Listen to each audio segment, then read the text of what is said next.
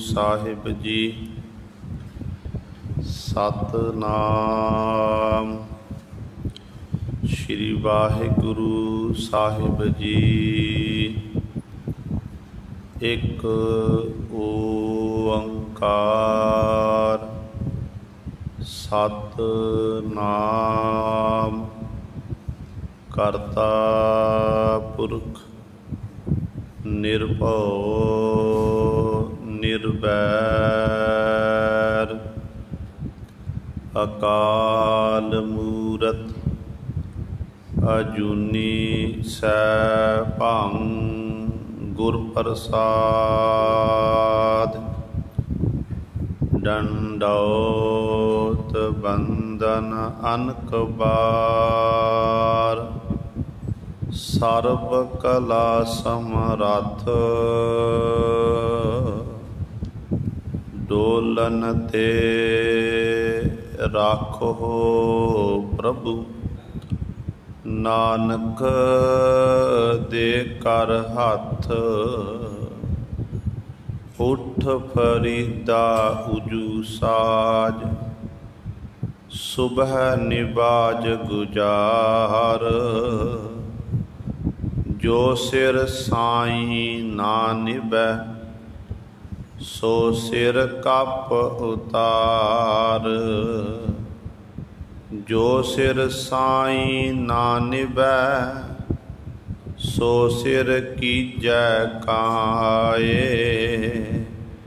कुन्ने हेठ जलाइए बालण संदे थाए। चा लागे उठ नाम जप निसबासर आराध। कारा तुझै न व्यापई नानक मिटै उपाद। बाणी गुरु गुरु है बाणी बिच बाणी अमृत सारे। गुर बाणी कहै सेवक जन मानै परतख गुरु निस्तारे।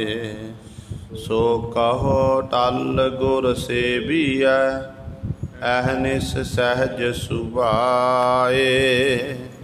दर्शन परसै गुरु कै जन्म मरण दुख जाए। होवै सिफत खसामदी नूर अरसो कुरसो चटिया। तुद डिठे सच्चे पातशाह मल जन्म जन्म दी कटिया। सज्जन सच्चा पातशाह सिर साहांदै साहो। जिस पास बैठिया सोहिया सबना दा बेसाहो। सतनाम श्री वाहिगुरु साहिब जी। मारू महला पहला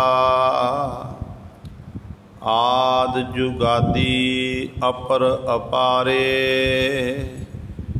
आद निरंजन खसम हमारे। साचे जोग जुगत विचारी। साचे ताड़ी लाई है। आद जुगादी अपर अपारे। आद निरंजन खसम हमारे।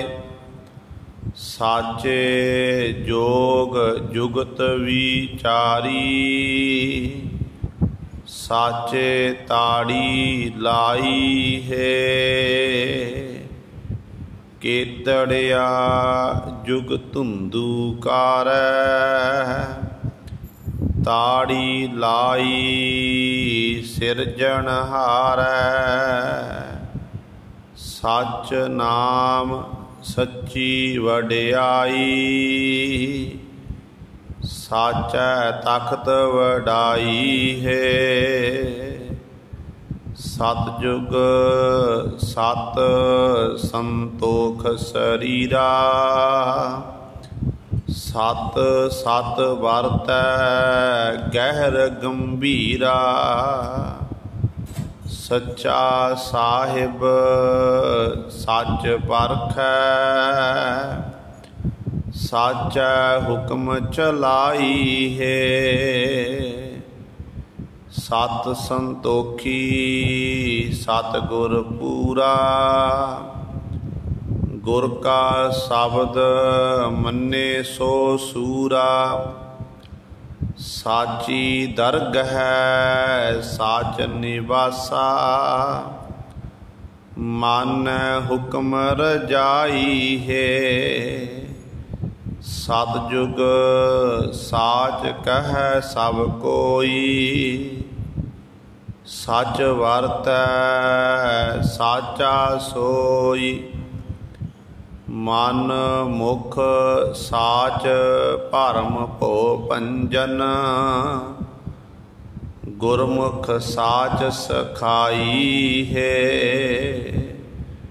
सतजुग साच कह सब कोई, सच वरतै साचा सोई। मन मुख साच भरम भो पंजन, गुरमुख साच सखाई है।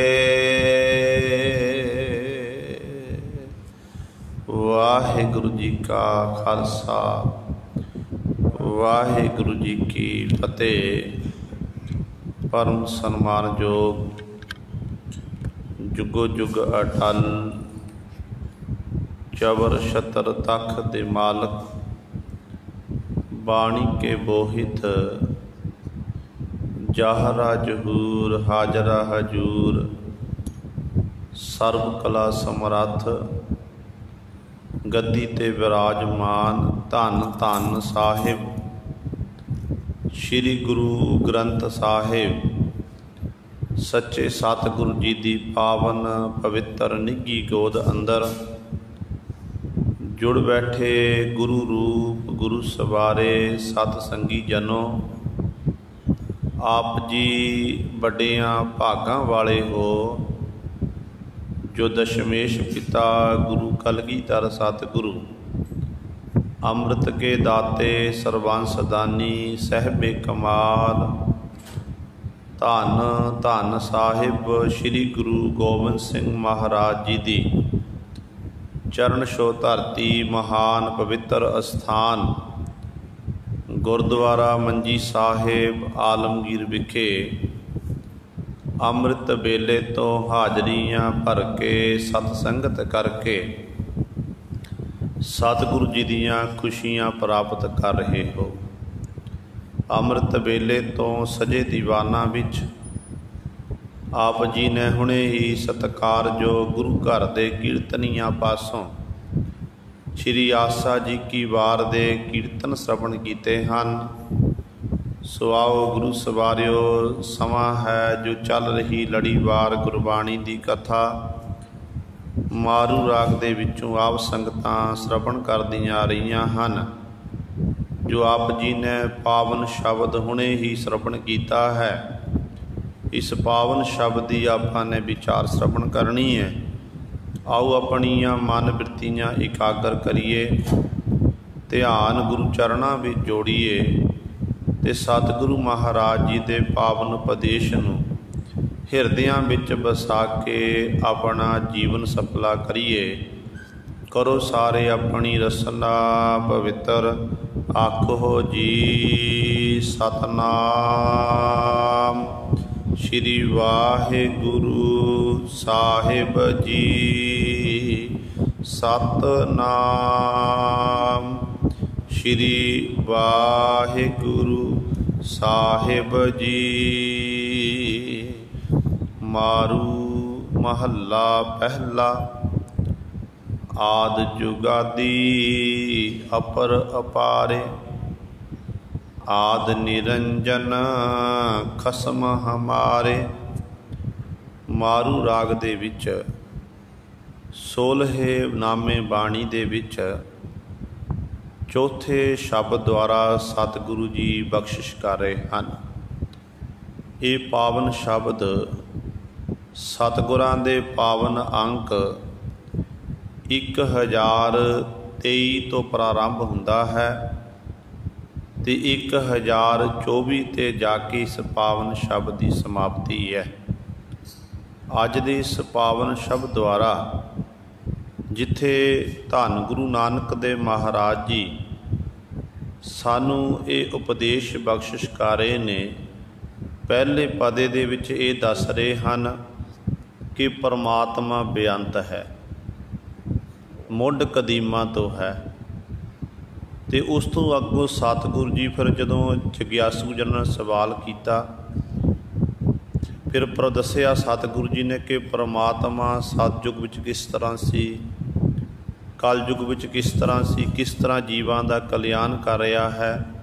तो वो सारा सतयुग तो लैके कल युग तक सतगुरु जी ने फिर सारा जो प्रसंग है, जिस तरह परमात्मा ने खेडां खेडियां कौतक कीते ने, वो सारे बयान किए हैं। सो सतगुरु जी आरंभता विच बचन करते, गुरु नानक साहब महाराज किसी ने सवाल कर दिता कि पातशाह ये कृपा करके दसो, जिहड़ा परमात्मा है जिन्हों आप जी वाहिगुरु आखदे हो, प्रभु आखदे हो, बखरे बखरे नाम ने उहदे पर है एक है, वो परमात्मा कदों दा है, उहदा कोई हद बन्ना है? तो गुरु नानक साहब महाराज कहते आद जुगादी,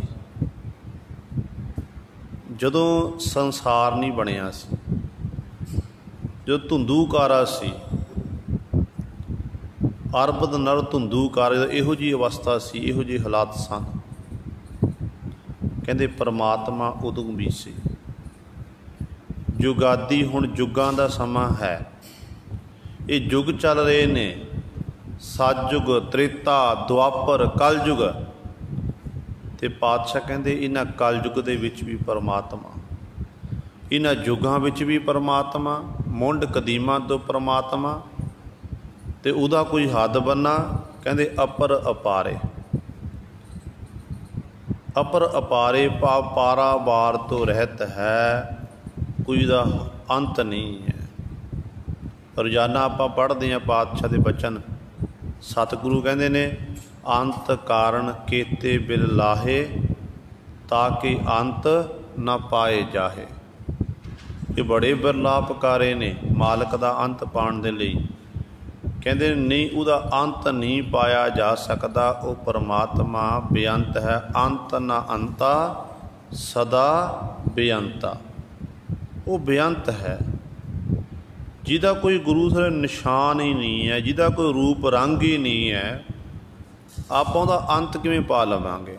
हाँ इन्ना जरूर है, जदों आपां उस मालक दा सिमरन करिए, वाहिगुरु वाहिगुरु जपीए, प्रभु नूं चेते करिए, परमात्मा वाले कुछ कु गुण उस जग्यासू दे विच आ जाते हैं भजन बंदगी करने वाले विच।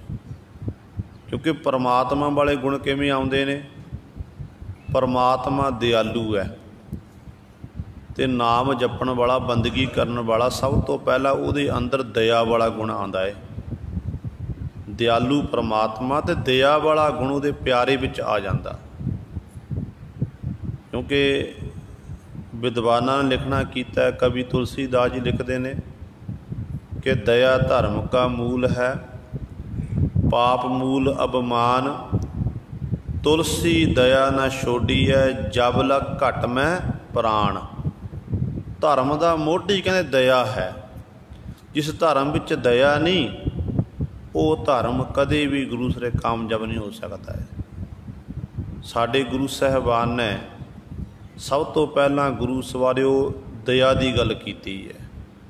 जे आप गुरु नानक आप करिए गुरु नानक साहब महाराज की गल, तो गुरु नानक पातशाह महाराज जनेऊ पहनाण लगे, उदों सतगुरु आखण लगे दया कपा संतोख सूत, जत गंडी सत बट, एह जनेऊ जी का हई ता पांडे ਘੱਤ।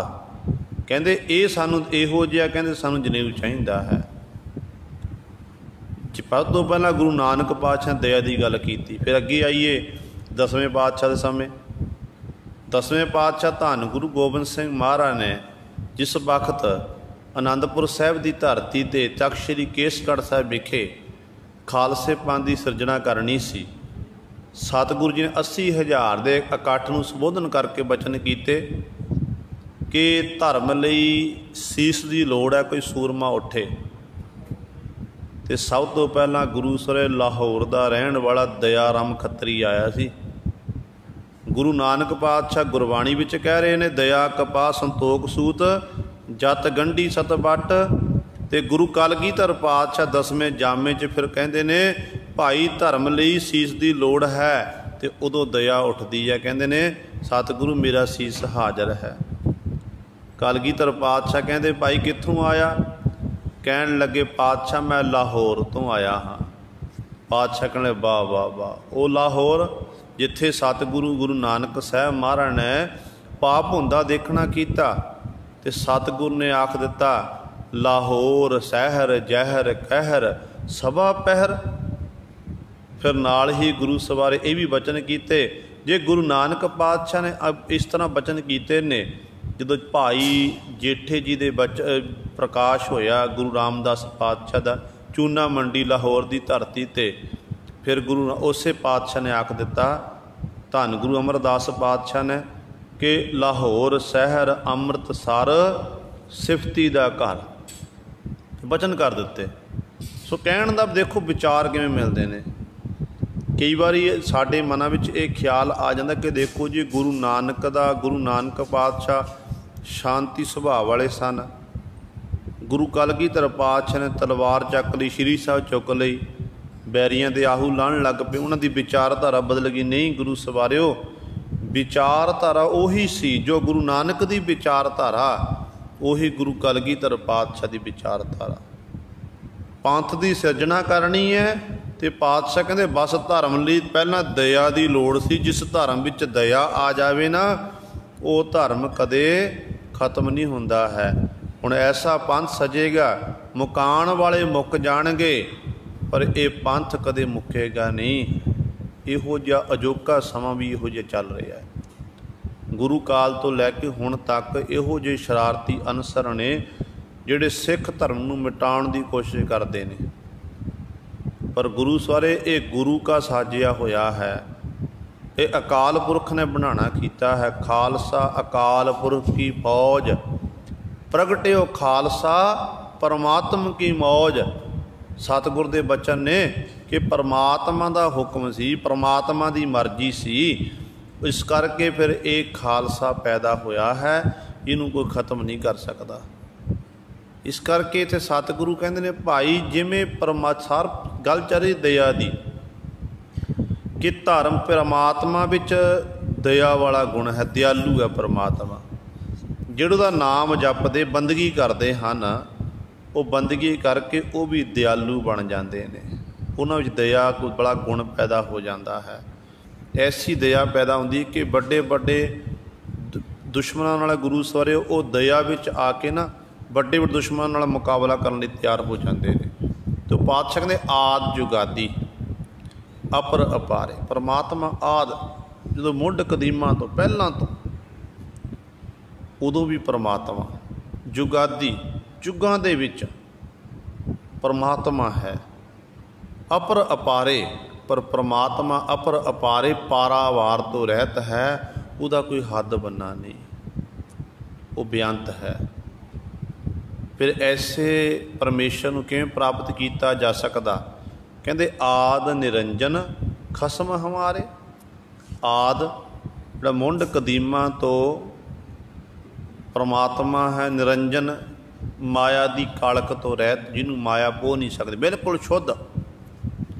ਮਾਇਆ ਉਹਦੀ ਪੈਦਾ ਕੀਤੀ ਹੋਈ, ਪਰ ਪਰਮਾਤਮਾ ਦੀ ਮਾਇਆ ਇਹ ਦਾਸੀ ਸੇਵਕਾਣੀ ਹੈ, ਪਰਮਾਤਮਾ ਦੇ ਹੁਕਮ ਦੀ ਬੱਧੀ ਹੋਈ ਹੈ, ਪਰ ਉਸ ਮਾਲਕ ਨੂੰ ਮਾਇਆ ਪੋਹ ਨਹੀਂ ਸਕੀ। ਸਾਰਾ ਸੰਸਾਰ ਇਸ ਮਾਇਆ ਦੇ ਅਧੀਨ ਹੈ ਅਤੇ ਪਰਮਾਤਮਾ ਮਾਇਆ ਤੋਂ ਨਿਰਲੇਪ ਹੈ।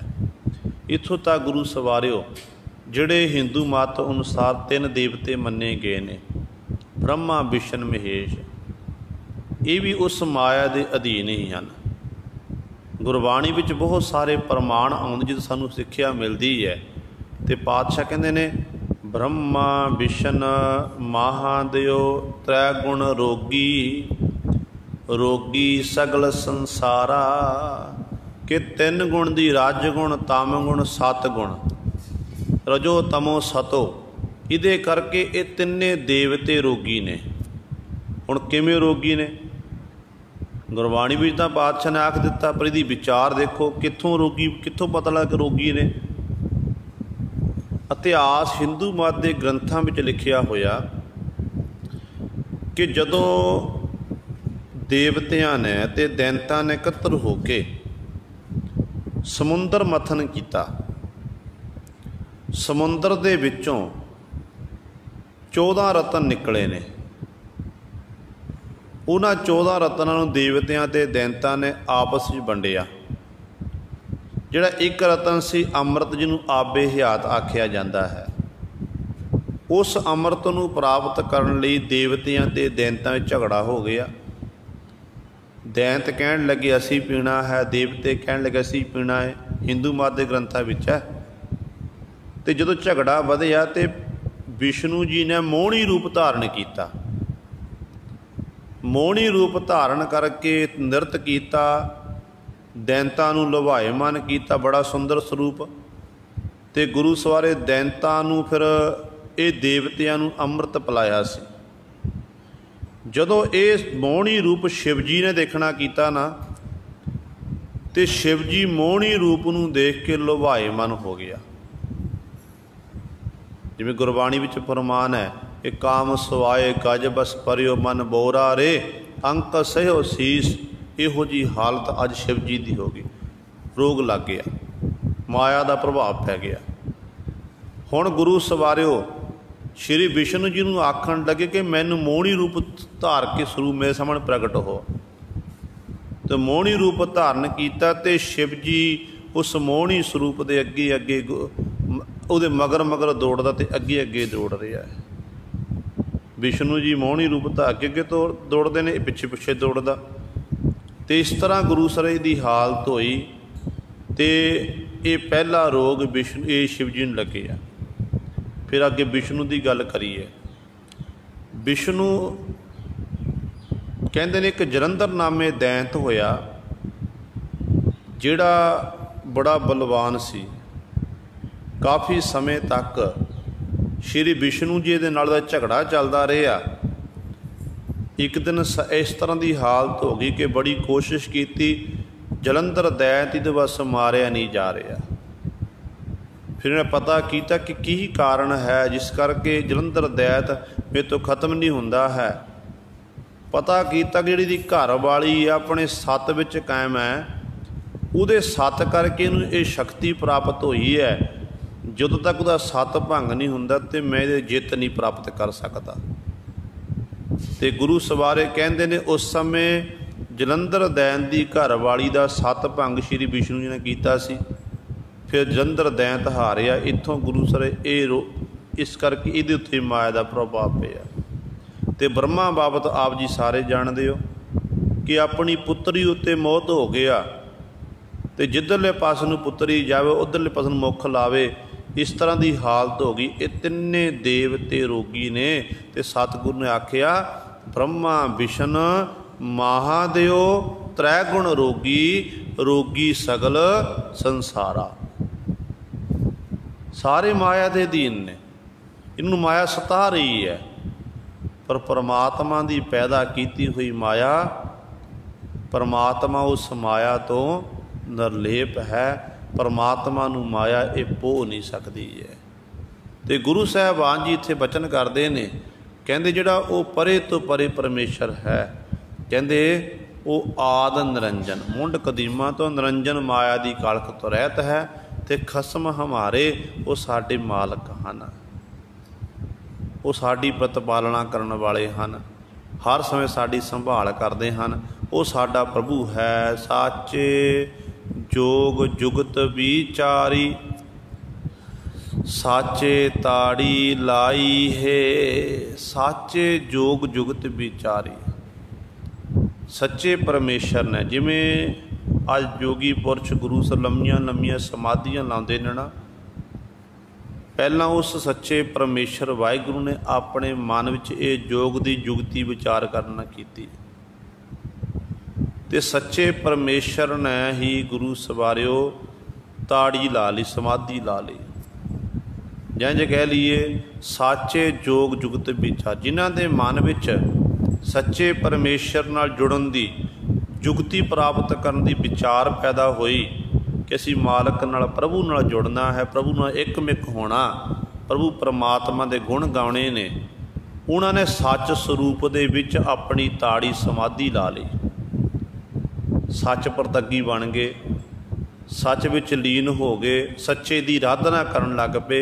इस तरह वो समाधि ला के बिल्कुल एकमिक हो गए। इस तरह उन्होंने फिर साचे विच ही अपनी ताड़ी समाधि ला ली है कि तड़िया जुग धुंधू कारे, ताड़ी लाई सिरजनहारे। सतगुरु जी बचन कर के तड़िया जुग धुंधू कार है, कहते किन्ने युग बतीत हो गए, युगां तो पहला। कहते संसार नहीं जो बनिया सी उदों धुंधूकार सी, अरबद नरबद धुंधूकारा, ना दिन सी ना रात सी, धुंध ही धुंध सी।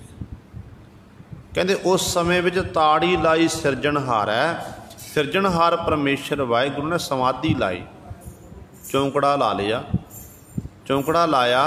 फिर गुरु सवारियो इस तरह चौंकड़ा ला के परमात्मा ने उस परमात्मा जिहड़ा अपने आप तो पैदा, उन्होंने कोई पैदा करने वाला नहीं है, इस तरह वो मालक आप समाधि ला के बैठे आ। सच नाम सच्ची वडियाई,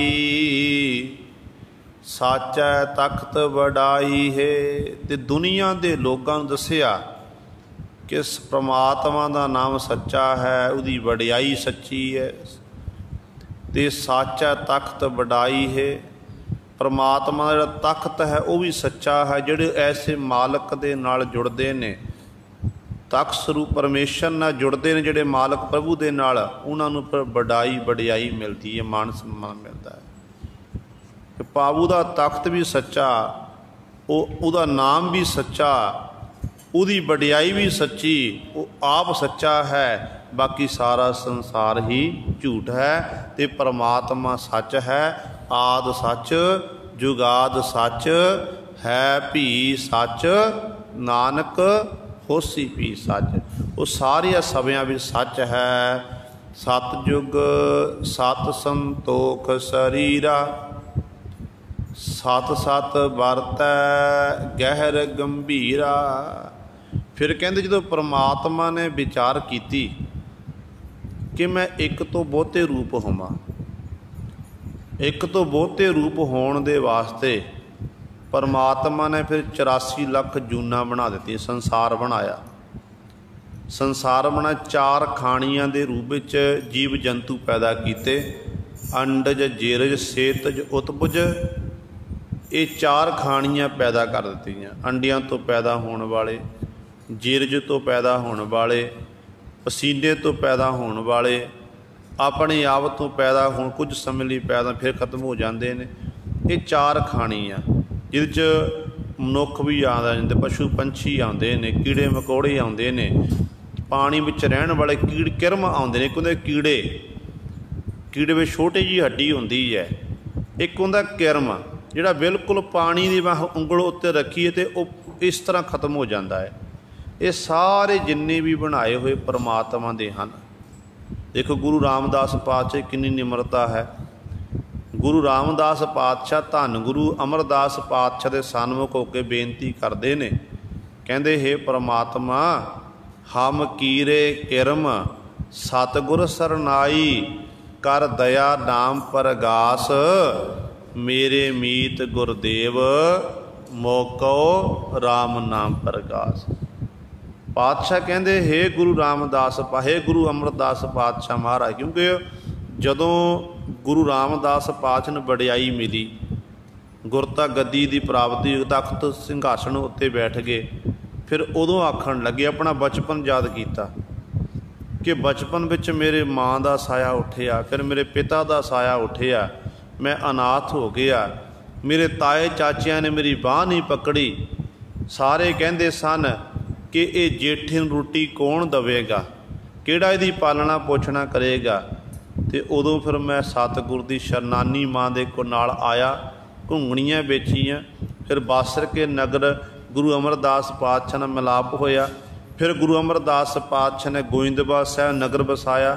ਉੱਥੇ ਭਾਈ ਜੇਠਾ ਜੀ ਗੁਰੂ ਸਵਾਰੇ ਜਾ ਕੇ ਸੇਵਾ ਕਰਦੇ ਰਹੇ। ਫਿਰ ਦੇਖਿਆ ਉੱਥੇ ਗੁਰੂ ਸਵਾਰੇ ਫਿਰ ਜਦੋਂ ਆਪਣੀ ਲੜਕੀ ਦਿੱਤੀ ਹੈ ਬੀਬੀ ਭਾਨੀ ਜੀ ਨਾਲ ਸ਼ਾਦੀ ਹੋਈ ਅਤੇ ਸਤਿਗੁਰ ਦੀ ਬਖਸ਼ਿਸ਼ਾਂ ਦੇ ਪਾਤਰ ਬਣਦੇ ਗਏ। ਅੱਜ ਜਦੋਂ ਗੁਰਤਾ ਗੱਦੀ ਉੱਤੇ ਬਿਰਾਜਮਾਨ ਹੋਏ ਅਤੇ ਗੁਰੂ ਰਾਮਦਾਸ ਪਾਤਸ਼ਾਹ ਤੋਂ ਰਿਹਾ ਨਹੀਂ ਗਿਆ। ਫਿਰ ਕਹਿਣ ਲੱਗੇ, ਹਮ ਕੀਰੇ ਕਿਰਮ ਸਤਿਗੁਰ ਸਰਨਾਏ। ਹੇ ਪ੍ਰਭੂ ਜੀ, ਹੇ ਗੁਰੂ ਰਾਮਦਾਸ, ਹੇ ਗੁਰੂ ਅਮਰਦਾਸ ਪਾਤਸ਼ਾਹ ਮਹਾਰਾਜ ਜੀ, ਅਸੀਂ ਕੀੜੇ ਹਾਂ, ਕਿਰਮ ਹਾਂ, ਬਿਲਕੁਲ ਬਿਨਾਂ ਹੱਡੀ ਤੋਂ। ਸਤਿਗੁਰ ਸਰਨਾਈ, ਤੁਹਾਡੀ ਸ਼ਰਨ ਵਿੱਚ ਆਇਆ ਪਾਤਸ਼ਾਹ। ਹਮ ਕੀਰੇ ਕਿਰਮ ਸਤਿਗੁਰ ਸਰਨਾਈ, ਕਰ ਦਇਆ ਨਾਮ ਪ੍ਰਗਾਸ। ਮੇਰੇ ਉੱਤੇ ਦਇਆ ਕਰ, ਨਾਮ ਦਾ ਪ੍ਰਗਾਸ਼ ਕਰਨਾ ਕਰ। ਮੇਰੇ ਮੀਤ ਗੁਰਦੇਵ ਮੋਕੋ ਰਾਮ ਨਾਮ ਪ੍ਰਗਾਸ਼। ਹੇ ਮੇਰੇ ਮੀਤ ਮਿੱਤਰ ਗੁਰਦੇਵ ਸਤਿਗੁਰੂ ਜੀ, ਮੇਰੇ ਹਿਰਦੇ ਅੰਦਰ ਆਪ ਜੀ ਨਾਮ ਦਾ ਪ੍ਰਕਾਸ਼ ਕਰੋ। ਇਹ ਗੁਰੂ ਸਾਹਿਬ ਨਿਮਰਤਾ ਹੈ। ਐਡੀ ਵੱਡੀ ਦਾਤ ਪ੍ਰਾਪਤ ਹੋ ਜਾਣੀ, ਗੁਰੂ ਨਾਨਕ ਦੀ ਗੱਦੀ ਦਾ ਮਾਲਕ ਬਣ ਜਾਣਾ, ਛਤਰ ਸਿੰਘਾਸਣ ਦੇ ਮਾਲਕ ਬਣ ਜਾਣਾ, ਪਰ ਫਿਰ ਵੀ ਆਪਣੇ ਆਪ ਨੂੰ ਕੀੜੇ ਕਿਰਮ ਜਣਾਉਂਦੇ ਨੇ। ਅਤੇ ਕਿੰਨੀ ਨਿਮਰਤਾ ਹੈ। ਜਦੋਂ ਆਪਾਂ ਬਾਣੀ ਪੜ੍ਹਦੇ ਹਾਂ, ਗੁਰੂ ਨਾਨਕ ਪਾਤਸ਼ਾਹ ਨੇ ਬੜੀ ਵਾਰੀ ਆਪਣੇ ਆਪ ਨੂੰ ਆਖਿਆ, ਨਾਨਕ ਨੀਚ ਕਹਿ ਵਿਚਾਰ। ਵਾਰ-ਵਾਰ ਨੀਚ ਆਖਿਆ, ਆਪਣੇ ਆਪ ਨੂੰ ਨਿਮਾਣਾ ਨੀਵਾਂ ਖਾਣਾ ਕੀਤਾ। ਜੇ ਆਪਾਂ ਕਿਸੇ ਨੂੰ ਆਖ ਦਈਏ ਨਾ, ਕਿਸੇ ਨੀਵੀਂ ਜਾਤ ਵਾਲੇ ਨੂੰ ਨਾਂ ਲੈ ਕੇ ਪੁਕਾਰ ਦਈਏ ਅਤੇ ਗੁੱਸਾ ਕਰਦਾ। ਪਰ ਗੁਰੂ ਨਾਨਕ ਪਾਤਸ਼ਾਹ ਮਹਾਰਾਜ ਖੁਦ ਕਹਿ ਰਹੇ ਨੇ, ਜਿਨ੍ਹਾਂ ਦੀ ਬਾਣੀ ਹੈ ਗੁਰੂ ਗ੍ਰੰਥ ਸਾਹਿਬ ਦਰਜ ਹੈ, ਭਗਤ ਰਵਿਦਾਸ ਜੀ ਹੋ ਗਏ, ਕਬੀਰ ਜੀ ਹੋ ਗਏ, ਨਾਮਦੇਵ ਜੀ ਹੋ ਗਏ, ਇਹਨਾਂ ਨੇ ਆਪਣੀ ਜਾਤ ਦਾ ਉਲੰਘਣ ਰੱਖਣਾ ਕੀਤਾ। ਇਹ ਕਹਿੰਦੇ, ਜਾਤ ਜੁਲਾਹਾ ਮਤ ਕਾ ਧੀਰ, ਸਹਿਜ ਸਹਿਜ ਗੁਣ ਰਮੈ ਕਬੀਰ। ਕਬੀਰ ਸਾਹਿਬਾਨ ਜੀ ਕਹਿੰਦੇ ਨੇ ਕਿ ਮੈਂ ਜਾਤ ਦਾ ਜੁਲਾਹਾ ਹਾਂ, ਮਤ ਕਰਕੇ ਧੀਰਜ ਵਾਲਾ ਹਾਂ। ਇਹੋ ਜਿਹੀ ਅਵਸਥਾ ਹੋ ਗਈ ਕਿ ਸਹਿਜ ਵਾਲੀ ਅਵਸਥਾ, ਆਤਮ ਅਡੋਲਤਾ ਵਾਲੀ ਅਵਸਥਾ ਰਾਹੀਂ ਉਸ ਮਾਲਕ ਦੇ ਪ੍ਰਭੂ ਦੇ ਮੈਂ ਗੁਣਾਂ ਦਾ ਉਚਾਰਨ ਕਰਦਾ ਹਾਂ। ਇਸੇ ਤਰ੍ਹਾਂ ਹੀ ਕਬੀਰ ਮੇਰੀ ਜਾਤ ਕੋ ਸਭ ਕੋ ਹੱਸਣੇ ਹਾਰ, ਕਿਉਂਕਿ ਨੀਵੀਂ ਜਾਤ ਸੀ, ਉਦੋਂ ਲੋਕ ਕੋਝਾ ਮਜ਼ਾਕ ਕਰਦੇ ਸੀ। ਅਤੇ ਭਗਤ ਜੀ ਕਹਿੰਦੇ, ਕਬੀਰ ਮੇਰੀ ਜਾਤ ਕੋ ਸਭ ਕੋ ਹੱਸਣੇ ਹਾਰ, ਬਲਿਹਾਰੀ ਇਸ ਜਾਤ ਕੋ ਜਿਨ ਜਪਿਓ ਸਿਰਜਣਹਾਰ। ਮੈਂ ਇਸ ਜਾਤ ਤੋਂ ਸਦਕੇ ਹਾਂ, ਕੁਰਬਾਨ ਹਾਂ। ਇਸ ਜਾਤ ਵਿੱਚ ਮੇਰਾ ਜਨਮ ਹੋਇਆ ਅਤੇ ਇਸ ਜਾਤ ਵਿੱਚ ਆ ਕੇ ਮੈਂ ਉਸ ਸਿਰਜਣਹਾਰ ਪਰਮੇਸ਼ਰ ਨੂੰ ਜਪਣਾ ਕੀਤਾ। ਅਤੇ ਭਗਤ ਰਵਿਦਾਸ ਸਾਹਿਬ ਜੀ ਨੇ ਆਪਣੇ ਆਪ ਨੂੰ ਖਾਇਆ ਕਿ ਮੈਂ ਚਮਿਆਰ ਹਾਂ, ਚਮਰੱਟਾ ਗਾਂਠ ਨਾ ਜਨੀ, ਲੋਕ ਠਾਵੈ ਪਨ ਹੀ, ਆਰ ਨਹੀਂ ਜੇ ਤੋਪੋ ਨਹੀਂ, ਰਾਮਬੀ ਠਾਓ ਰੋਪੋ। ਇਹ ਸ਼ਬਦ ਬਹੁਤ ਸਾਰੇ ਆਉਂਦੇ ਨੇ। ਕਹਿ ਰਵਿਦਾਸ ਚਮਾਰਾ, ਨਾਮਾ ਸ਼ੀਂਬਾ ਕਬੀਰ ਜਲਾਹਾ, ਪੂਰੇ ਗੁਰ ਤੇ ਗਤ ਪਾਈ। ਬ੍ਰਹਮ ਕੇ ਬੇਤੇ ਸ਼ਬਦ ਪਛਾਣੈ, ਕੋਈ ਨਾ ਮੇਟੈ ਭਾਈ। ਸੁਰ ਨਰ ਤਿਨ ਕੀ ਬਾਣੀ ਗਾਵੈ, ਕੋਈ ਨਾ ਮੇਟੈ ਭਾਈ। ਬਹੁਤ ਸਾਰੇ ਪ੍ਰਮਾਣ ਆਉਂਦੇ ਨੇ। ਭਾਵ ਉਹਨਾਂ ਨੇ ਆਪਣੀ ਬਰਾਦਰੀ ਨੂੰ ਲੁਕਾਉਣਾ ਨਹੀਂ ਕੀਤਾ। ਇੱਥੇ ਸਤਿਗੁਰੂ ਜੀ ਇਹੀ ਕਹਿ ਰਹੇ ਨੇ ਕਿ ਮਾਲਕ ਜੀ ਮੈਂ ਕੀੜਾ ਹਾਂ, ਕਿਰਮ ਹਾਂ, ਮੇਰੇ 'ਤੇ ਬਖਸ਼ਿਸ਼ ਕਰਨਾ ਕਰੋ। ਸੋ ਉਹੀ ਵਚਨ ਸਤਿਗੁਰੂ ਇੱਥੇ ਕਰ ਰਹੇ ਨੇ, ਨਿਮਰਤਾ ਦੀ ਗੱਲ ਕਰਦੇ ਨੇ।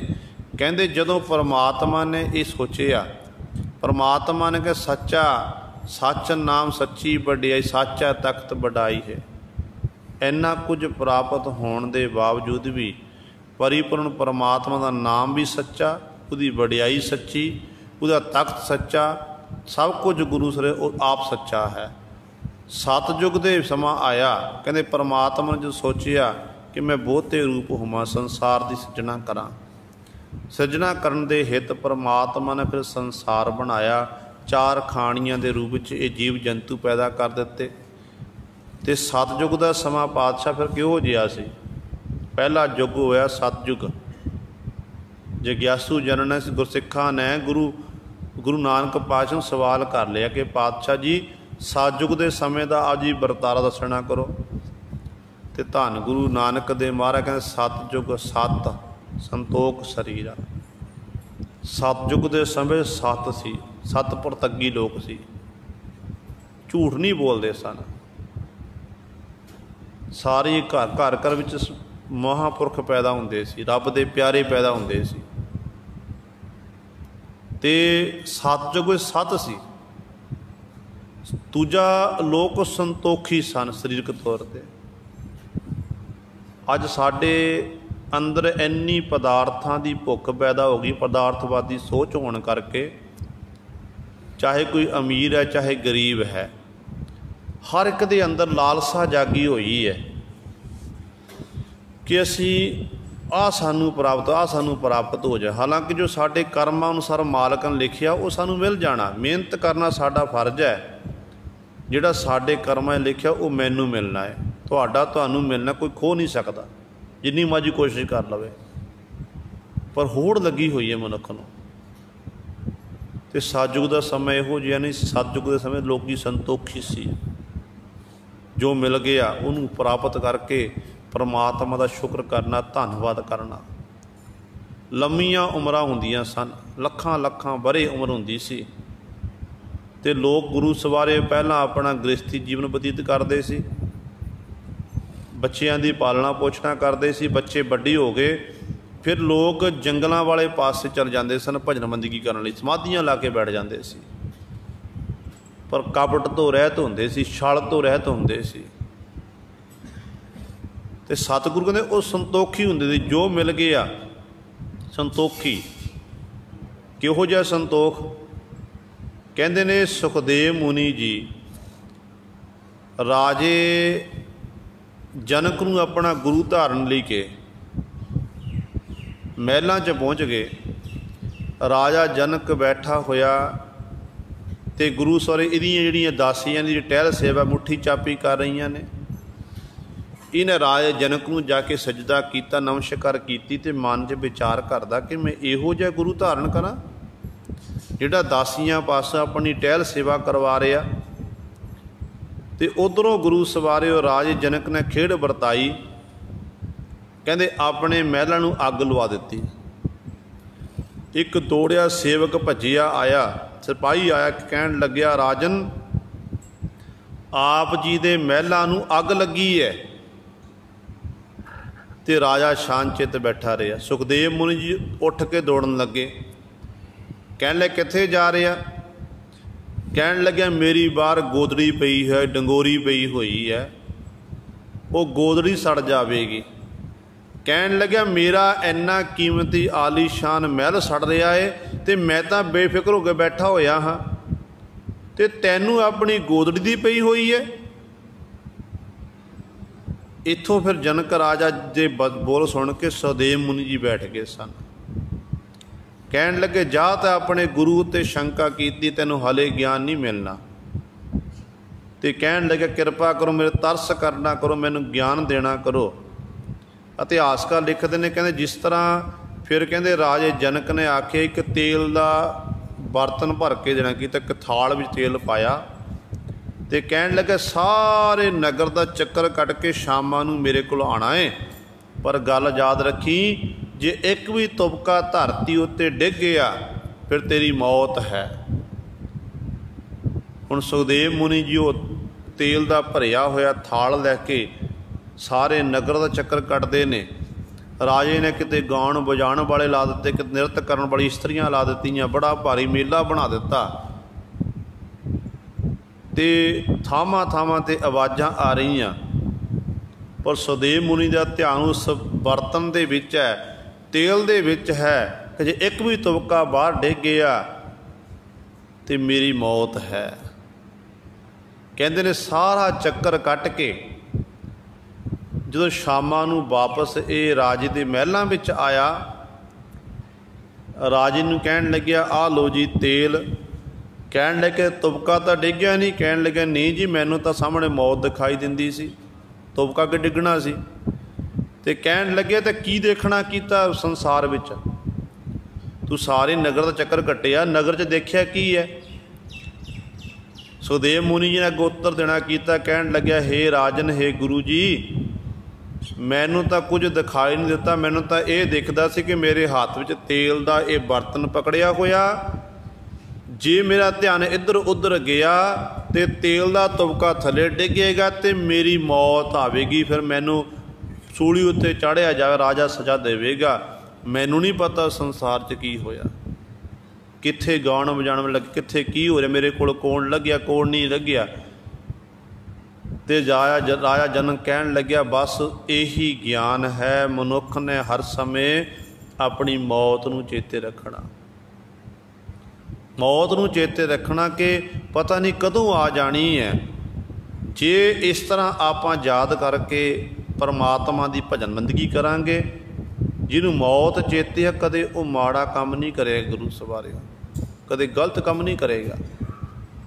गलत चोरियां ठगियां वो लोग करते ने, जार मार वो लोग करते ने जिन्होंने रब भुलिया होया है, जिन्होंने मौत अपनी याद नहीं कि असीं मरना है, जिन्होंने याद है तो गुरु सवारे फिर वो इहो जिहा गलत काम नहीं करते।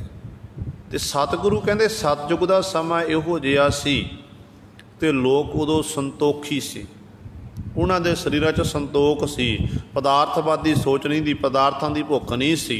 इस तरह वो अपना जीवन बतीत करते सन। सत वरतै गहर गंभीरा, सत सारियां थावां ते सत ही वरतदा सी, सत तो बिना दूजी गल आउंदी नहीं सी, कोई किसी नूं झूठ नहीं बोलदा सी। इस करके वो जिहड़े लोग सन उस समय दे वो गंभीरता वाले सन, डूंघे ज्ञान वाले सन। वो सच प्रतगी होने करके सच्चे परमेश्वर दे नाल वो जुड़े हुए सी। सच्चा साहिब सच परखै, सच हुक्म चलाई है। जिहड़ा सच्चा मालक प्रभु साहिब सारियां दा वो सच्चा है आप, वो सच की परख करदा, उन्होंने सच चंगा, आप सच्चा है तो सच की ही वो परख करदा है, वो आप ही जीवां की परख करदा है। तो सच्चा हुक्म चलाई है, वो सच्चा परमेश्वर ही सारे जीवां उत्ते अपना हुक्म चला रहा है, उहदा ही हुक्म वरत रहा। साहिब सच्चा, सच की ही वो परख करदा, सच्चा परमेश्वर ही परख करा रहा, जो जीवां की परख हो रही है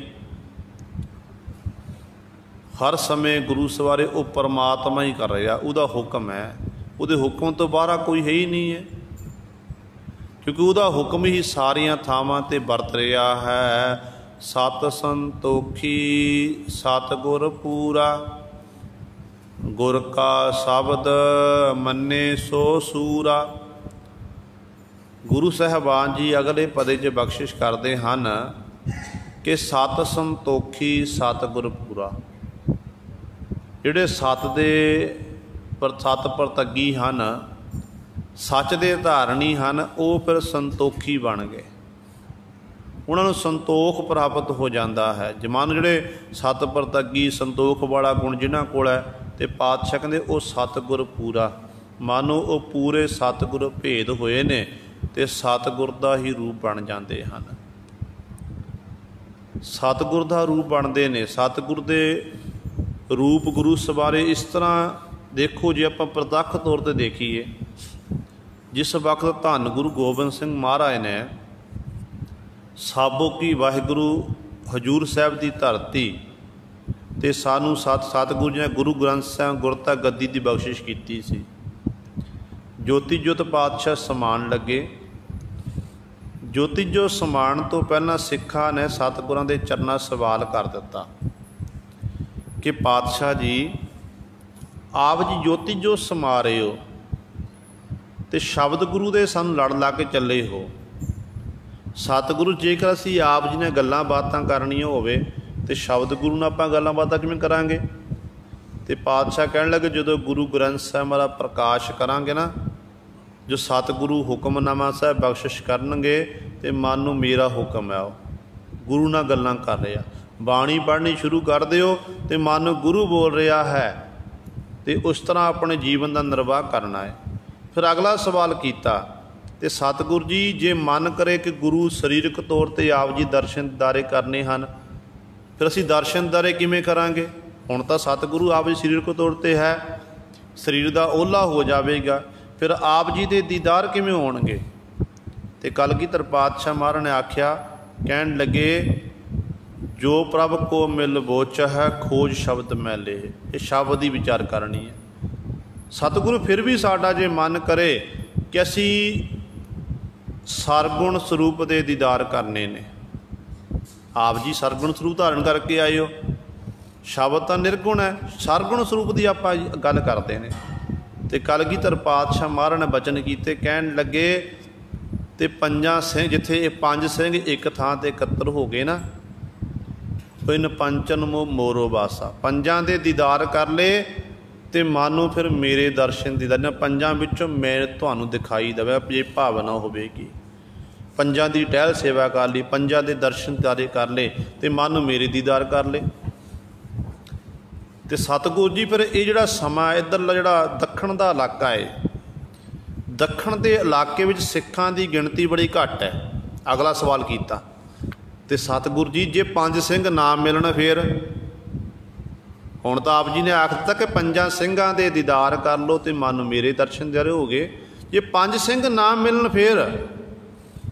तो कलगीधर पातशाह महाराज कहण लगे फिर सिंह इशनान करे, त्यार वर त्यार होवे, सोहनी दस्तार सजावे, शास्त्र सजा के दर्पण के अगे खलो जावे, कि दर्पण के अगे खलो के अपना स्वरूप देख लवे तो गज के फतेह बुला दे, वाहिगुरू जी का खालसा वाहिगुरू जी की फतेह।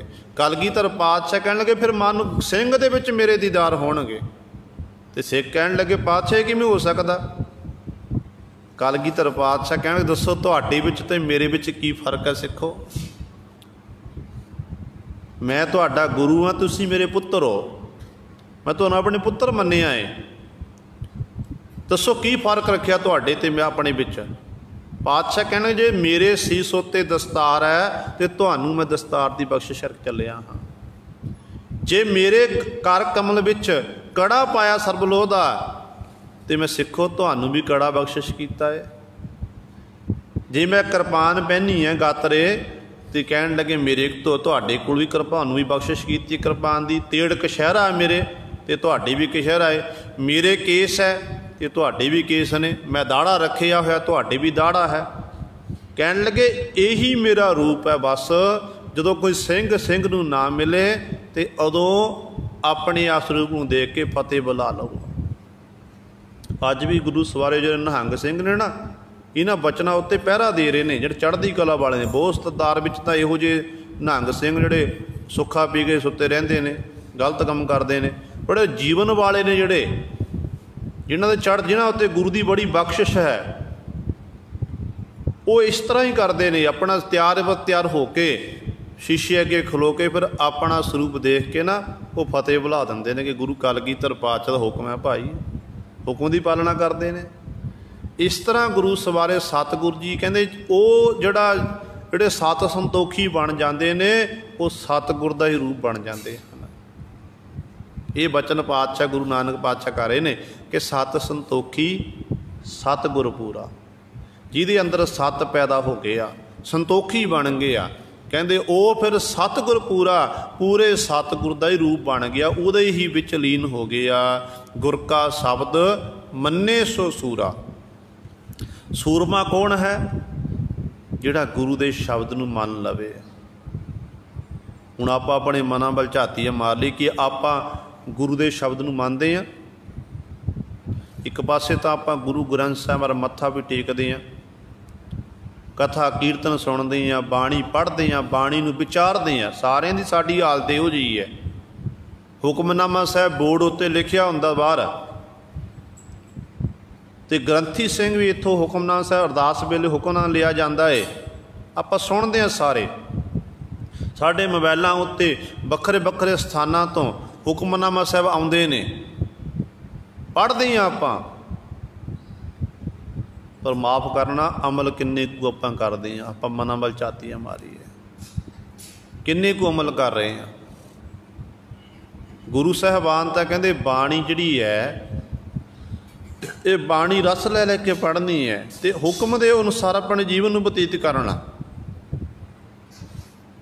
ਅਤੇ ਗੁਰੂ ਦਾ ਹੁਕਮ ਹੈ। ਅਤੇ ਆਪਾਂ ਜੇ ਕੋਈ ਇਹੋ ਜਿਹੀਆਂ ਗੱਲਾਂ ਬੈ ਤਾਂ ਕਈ ਵਾਰੀ ਹੋ ਜਾਂਦੀਆਂ ਨੇ ਕਿ ਗਈ ਗੁਰੂ ਨੇ ਕੋਈ ਸੋਤੇ ਦਾ ਬਚਨ ਕਰਤਾ, ਆਪਾਂ ਸਾਰੇ ਮੰਨਣ ਲਈ ਤਿਆਰ ਹੋ ਜਾਂਦੇ ਨੇ। ਕਲਗੀਧਰ ਪਾਤਸ਼ਾਹ ਮਹਾਰਾਜ ਸਮੇਂ ਦੀ ਗਾਥਾ ਹੁੰਦੀ ਹੈ, ਕਹਿੰਦੇ ਨੇ ਇੱਕ ਲੇਪਣੀ ਸਿੰਘ ਅਨੰਦਪੁਰ ਸਾਹਿਬ ਦੀ ਧਰਤੀ 'ਤੇ ਕੰਧ ਲਿਪ ਰਿਹਾ ਸੀ, ਪਲਸਤਰ ਕਰ ਰਿਹਾ ਸੀ। ਉਹ ਆਪਣੇ ਮਸਤ ਸੀ, ਨਾਲ ਬਾਣੀ ਪੜ੍ਹਦਾ, ਸਿਮਰਨ ਕਰਦਾ, ਅਤੇ ਨਾਲ ਉਹ ਗੁਰੂ ਇਸ ਦਾ ਲੇਪਨ ਕਰ ਰਿਹਾ ਹੈ। ਉੱਧਰੋਂ ਗੁਰੂ ਕਲਗੀਧਰ ਪਾਤਸ਼ਾਹ ਮਹਾਰਾਜ ਲੰਘੇ ਨੇ, ਸਤਿਗੁਰਾਂ ਦੇ ਉਹਨੂੰ ਪਤਾ ਨਹੀਂ ਲੱਗੇ ਕਿ ਪਾਤਸ਼ਾਹ ਮੇਰੇ ਪਿੱਛੋਂ ਜਾ ਰਹੇ ਨੇ, ਅਤੇ ਛਿੱਟੇ ਪਏ ਨੇ ਸਤਿਗੁਰਾਂ ਦੇ ਚਿੱਟੇ ਬਸਤਰਾਂ ਉੱਤੇ, ਬਸਤਰ ਖਰਾਰ ਹੋ ਗਏ। ਧੰਨ ਗੁਰੂ ਗੋਬਿੰਦ ਸਿੰਘ ਮਹਾਰਾਜ ਨੇ ਬਚਨ ਕੀਤੇ, ਕਹਿਣ ਲੱਗੇ ਸਿੰਘੋ ਇਹ ਸਿੱਖ ਦੇ ਜਾ ਕੇ ਚਪੇੜ ਮਾਰਨਾ ਕਰੋ ਮੁੱਖ ਉੱਤੇ, ਚਪੇੜ ਮਾਰੋ ਤਾਂ ਕਿ ਅੱਗੇ ਤੋਂ ਇਹ ਇਹੋ ਜਿਹੀ ਗਲਤੀ ਨਾ ਕਰੇ। ਹੁਣ ਗੁਰੂ ਨੇ ਆਖਿਆ ਚਪੇੜ ਮਾਰੋ, ਅਤੇ ਜਿੰਨੇ ਵੀ ਸੰਗਤ ਵਿੱਚ ਬੈਠੇ ਸਤਿਗੁਰਾਂ ਦੀ ਹਜ਼ੂਰੀ ਵਿੱਚ ਉਹ 5-7 ਉੱਠੇ ਨੇ ਇਕੱਠੇ ਹੋ ਕੇ, ਸਾਰੇ ਇੱਕ ਚਪੇੜ ਸਾਰਿਆਂ ਨੇ ਮਾਰੀ ਹੈ। ਉਹ ਸਿੰਘ ਬੇਹੋਸ਼ ਹੋ ਗਿਆ। ਕਲਗੀਧਰ ਪਾਤਸ਼ਾਹ ਨੇ ਫਿਰ ਹਟਾਇਆ, ਕਹਿਣ ਲੱਗੇ ਤੁਸੀਂ ਇਹ ਕੀ ਕੀਤਾ? ਕਹਿਣ ਲੱਗੇ ਪਾਤਸ਼ਾਹ ਤੁਹਾਡੇ ਹੁਕਮ ਦੀ ਪਾਲਣਾ ਕੀਤੀ ਹੈ, ਤੁਸੀਂ ਆਖਿਆ ਸੀ ਚਪੇੜ ਮਾਰੋ, ਅਸੀਂ ਚਪੇੜ ਮਾਰ ਦਿੱਤੀ। ਸਤਿਗੁਰੂ ਕਹਿਣ ਲੱਗੇ ਪਰ ਤੁਸੀਂ ਸਾਡੇ ਹੁਕਮ ਦੀ ਪਾਲਣਾ ਕਰਦੇ ਹੋ? ਕਹਿਣ ਲੱਗੇ ਹਾਂਜੀ ਸਤਿਗੁਰੂ। ਕਹਿਣ ਲੱਗੇ ਚਲੋ ਇੰਝ ਕਰੋ, ਤੁਹਾਡੇ ਵਿੱਚ ਦੱਸੋ ਕਿਹਦੀ ਲੜਕੀ ਨੌਜਵਾਨ ਹੈ, ਕਿਹਦੀ ਧੀ ਨੌਜਵਾਨ ਹੈ, ਵਿਆਹਣ ਦੇ ਲਾਇਕ ਹੈ? ਅਤੇ ਸਿੱਖਾਂ ਨੇ ਹੱਥ ਖੜ੍ਹੇ ਕੀਤੇ, ਪਾਤਸ਼ਾਹ ਮੇਰੀ ਲੜਕੀ ਹੈ, ਮੇਰੀ ਲੜਕੀ ਹੈ। ਸਤਿਗੁਰੂ ਕਹਿਣ ਲੱਗੇ ਚਲੋ ਮੇਰਾ ਹੁਕਮ ਹੈ, ਹੁਣ ਆਪਣੀ ਲੜਕੀ ਸਿੰਘ ਨੂੰ ਦੇਣਾ ਕਰੋ, ਸਿੰਘ ਨਾਲ ਉਹਦਾ ਆਨੰਦ ਕਾਜ ਕਰਾਉਣਾ ਕਰੋ। ਜਦੋਂ ਗੁਰੂ ਕਲਗੀਧਰ ਪਾਤਸ਼ਾਹ ਨੇ ਆਖਿਆ, ਸਾਰਿਆਂ ਨੇ ਨੀਵੀਂ ਪਾ ਲਈ। ਪਾਤਸ਼ਾਹ ਕਹਿਣ ਲੱਗੇ ਪਹਿਲਾ ਵੀ ਹੁਕਮ ਸੀ ਅਤੇ ਇਹ ਵੀ ਮੇਰਾ ਹੁਕਮ ਹੈ।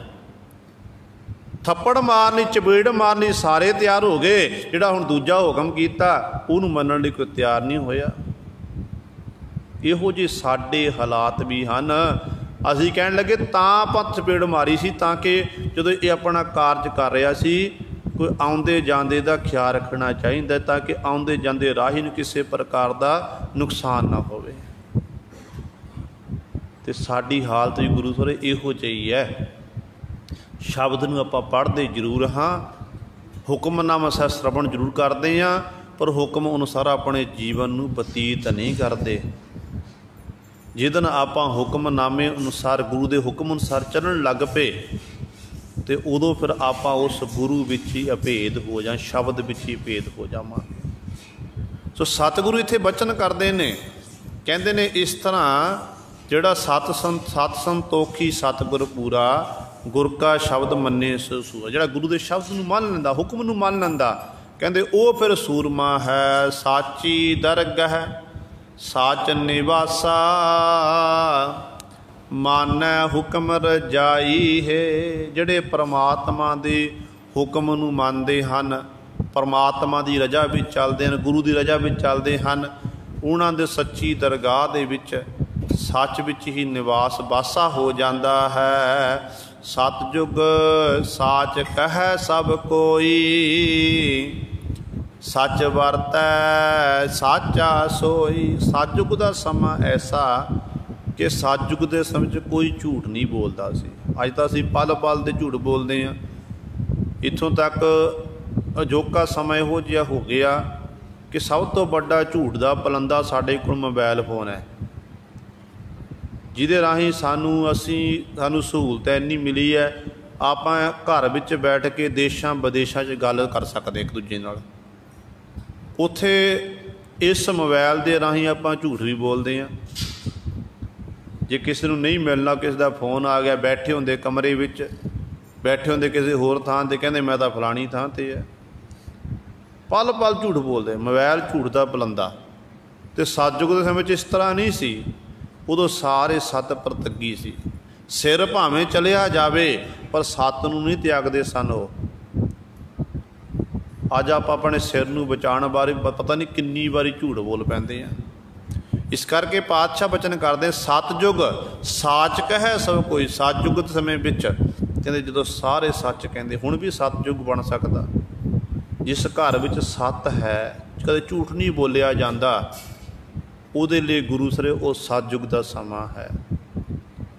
ਜਿਸ ਘਰ ਵਿੱਚ ਪਲ ਪਲ ਦੇ ਝੂਠ ਬੋਲਿਆ ਜਾਂਦਾ ਏ, ਉਹਦੇ ਲਈ ਫਿਰ ਉਹ ਕਲਯੁਗ ਦਾ ਸਮਾਂ ਹੈ। ਅਤੇ ਸਤਿਗੁਰੂ ਕਹਿੰਦੇ ਇਸ ਤਰ੍ਹਾਂ ਉਦੋਂ ਸਾਰੇ ਸੱਚ ਕਹਿੰਦੇ ਸੀ। ਸੱਚ ਵਰਤਦਾ, ਸੱਚ ਹੀ ਸਾਰੀਆਂ ਥਾਂ 'ਤੇ ਵਰਤਦਾ ਸੀ ਅਤੇ ਸੱਚ ਦਾ ਹੀ ਪਸਾਰਾ ਹੈ। ਸੱਚ ਤੋਂ ਬਿਨਾਂ ਕਹਿੰਦੇ ਦੂਜਾ ਕੋਈ ਨਹੀਂ ਹੈ।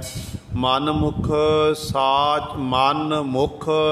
ਸਾਚ ਭਰਮ ਭਉ ਭੰਜਨ, ਗੁਰਮੁਖ ਸਾਚ ਸਖਾਈ ਹੈ। ਅਖੀਰਲੀ ਪੰਕਤੀ 'ਚ ਪਾਤਸ਼ਾਹ ਬਖਸ਼ਿਸ਼ ਕਰਦੇ ਨੇ, ਕਹਿੰਦੇ ਇਸ ਕਰਕੇ ਭਾਈ ਆਪਣੇ ਮਨ ਕਰਕੇ, ਮੁਖ ਕਰਕੇ ਸੱਚ ਦਾ, ਕਹਿੰਦੇ ਸੱਚ ਨੂੰ ਉਚਾਰਨ ਕਰਨਾ ਕਰ।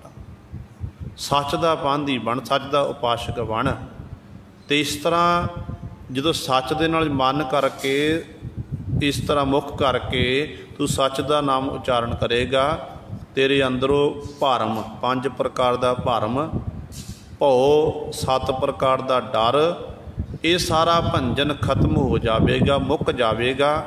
ਅਤੇ ਇਸ ਤਰ੍ਹਾਂ ਫਿਰ ਤੂੰ ਗੁਰਮੁਖ ਸਾਚ ਸਖਾਈ ਹੈ। ਫਿਰ ਤੂੰ ਗੁਰਮੁਖ ਵਾਲਾ, ਗੁਰਮੁਖਾਂ ਵਾਲਾ ਤੇਰਾ ਜੀਵਨ ਬਣ ਜਾਵੇਗਾ। ਪਰ ਗੁਰੂ ਦੇ ਤੂੰ ਸਨਮੁਖ ਹੋਵੇਗਾ।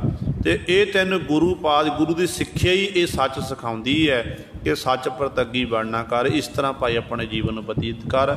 ਇਹ ਗੁਰੂ ਪਾਸੋਂ ਸਾਨੂੰ ਸਿੱਖਿਆ ਮਿਲੇ। ਜੋ ਗੁਰਮੁਖ ਬਣਾਂਗੇ, ਗੁਰੂ ਵਾਲੇ ਬਣਾਂਗੇ, ਨਾਮ ਬਾਣੀ ਦਾ ਅਭਿਆਸ ਕਰਾਂਗੇ, ਫਿਰ ਅਸੀਂ ਗੁਰੂ ਸਰ ਇਹੋ ਜਿਹੀ ਸਿੱਖਿਆ ਦੇ ਆਪਾਂ ਧਾਰਨੀ ਬਣਾਂਗੇ।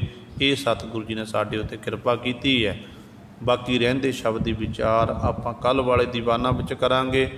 ਹੋਈਆਂ ਭੁੱਲਾਂ ਚੁੱਕਾਂ ਦੀ ਖਿਮਾ, ਆਓ ਅਖੀਰਲੀਆਂ ਪੰਕਤੀਆਂ ਪੜ੍ਹ ਕੇ ਫਤਿਹ ਬੁਲਾਈਏ। ਸਤਿਜੁਗ ਸਾਚ ਕਹੈ